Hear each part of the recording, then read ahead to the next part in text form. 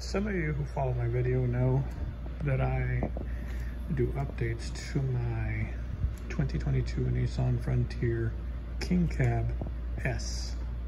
It includes those drive lights in the front, wheels and tires, tow mode option, and a couple of little fancy stickers to make it look good, you know what I mean? But what I really want to show is what I tend to tow a lot on this. So I'm going to go ahead and show you what I've done here. Let's sit down and get down here. All right. So this is an aftermarket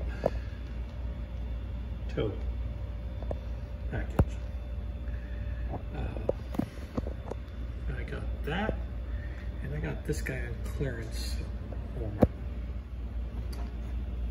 It has the 4-pin, which is the one I always use for my boat. My boat's a single axle, fiberglass, Nitro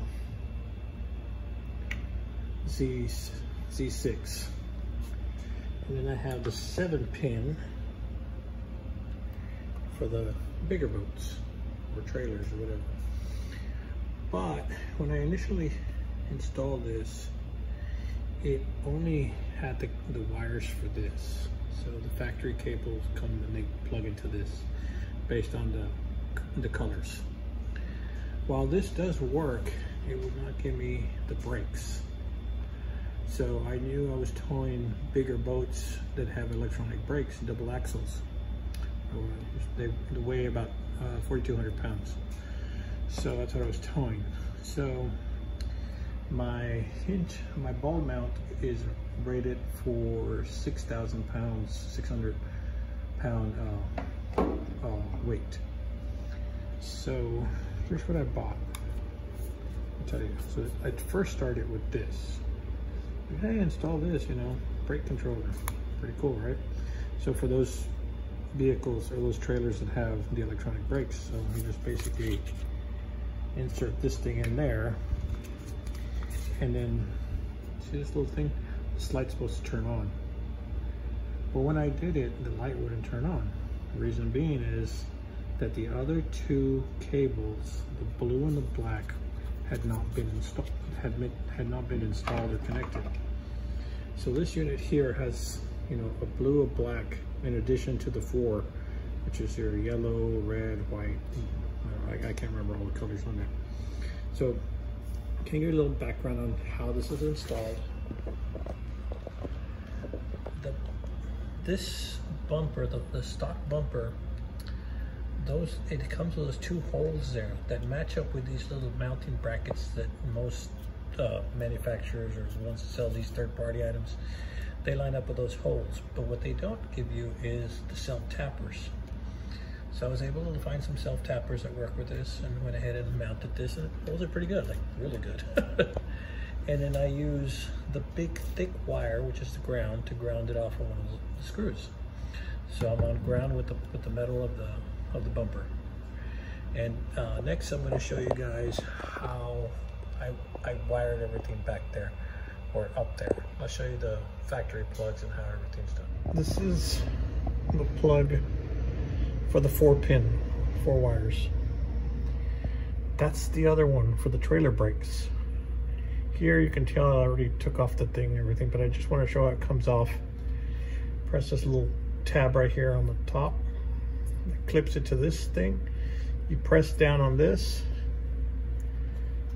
and it comes off. So that's what you get. I'm going to reuse this because I cannot find online where to get this. So grab the one that comes with the truck, take off the insides and do it yourself. So that's my attempt here. So that's what I'm going to do. That's the next step. Oh, another thing to consider. Know that those are males. So the one that's going to go in here are going to be females. So those are the male connectors. I need to find the females, and I got those at AutoZone. I'll show you next. Showing my black wire and my blue wire. The connector goes in like that. So as you can tell, the flats. So I know the blue is going to be here based on the videos I saw from E-Trailer and other places they install. The blue's on this side. if the connector goes in like that, which that's what it is. So I'm going to connect that blue one to here. I'm going to crimp that. I haven't crimped it yet. And it should fit snug right through here, which is going to connect the female to the male that goes right there. So I'm going to connect that one first, see how well it goes. Remember, this is what came with the truck. It was just a plug there to protect it from, you know, corrosion and stuff.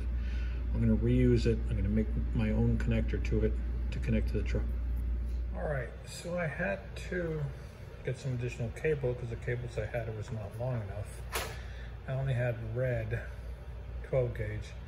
So the wiring kit came with a purple that I'm not using. So I cut that one and I'm going to connect purple to blue, red to black. And those are the ones I'm going to connect. You can see I put the connectors already there. That's as far as I can get them in. And I'm going to put it in there and I'm going to test it to see if it works first. If it does, then we're good. How am I going to test it? I'm going to use the brake controller. If the light comes on the brake controller, then it's making a good connection. So it goes in like that. My blue on my left and my black, which is going to be red, on the right. Okay. Okay, here's what I did and it worked. The stock plug made the wires to connect to where I needed them to connect. Blue, black. Right there, using the stock plug that came with the truck. Fits in there. Now what I'm going to do is I'm going to put this little piece that came with it, just kind of protect it a little bit more. Protect it from the elements, and I should be good to go. Just anybody else wanting to do this? My situation that I only had this and I needed that. I cannot find where they sell just this piece. So I used what came with the truck and made my own. So anybody else? All right, so this is the back of the vehicle. There's all the wires. This purple one I did not have to use. This is, I believe, the big thick ground one. It's connected, you know, it's right here. Goes around, it connects right there to the ground. Then you have your 4, which is your 3 here. And you have your 3, which is yellow, green, and brown. And then you have this black and blue, thicker than these. These are the ones for that, for those electronic brakes. So I'll follow you through, went ahead and tie wrapped everything together. Now what you're seeing here is this purple one. The reason you're seeing the purple one is because I ran out of it. Well, it's not that I ran it out. This black and blue will not reach what I needed. This was my dilemma. So what I did is I cut the blue and I attached cut the purple and attached it to the blue. The red, I had some red here that matched the gauge for the black, so I used that. No, red and black is kind of dangerous, I understand that. But anyhow, that's all I had, so that's all I could use. So this right here, this little connector is stock.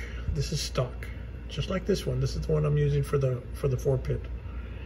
This one's a stock one, but you see where I ran this red and purple one? Remember, really important to remember. We know that this is the real color is black and the real color is blue. Black towards the back of the vehicle, blue towards the front of the vehicle. Very important to remember. That was really hard to find out that stuff. So this little bracket comes off, and then you can go ahead and put some female connectors at the end of it to connect to the male connector, and use this that came with the vehicle to make your own plug, unless you would find a used one or whatever and cut the cables or whatever. So this is what I did. What I still have to do is fill these in so water and crap doesn't get in there and start corroding it, just like it's over here. So that's the fix. Once I did that, now I have trailer brakes in the back, and now that brake controller will work, the Bluetooth one. So just a heads up, if anybody wants to do this, it's possible. Just reuse this stock plug.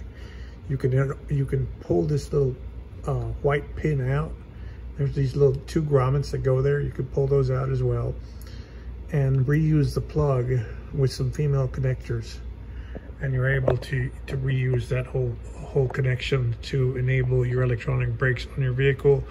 And if you want to add the Bluetooth brake controller, that's what allows it to be utilized with the vehicle. So just helpful hints. I hope this video helps someone else that was in the same dilemma I was. That little blue light right there, you see there? That's what I wanted to see. It works.